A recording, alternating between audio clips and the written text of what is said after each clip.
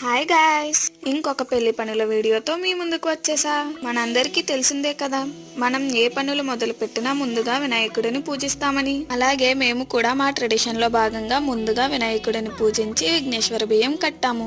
ఓం వినాయకాయ నమః. ఎందుకంటే ఏ విఘ్నాలు ఆటంకాలు రాకుండా అన్ని పనులు మంచిగా జరుగుతాయని మా నమ్మకం. మా పద్ధతి ఎలా జరిగిందో నాతో పాటు మీరు కూడా చూసేయండి.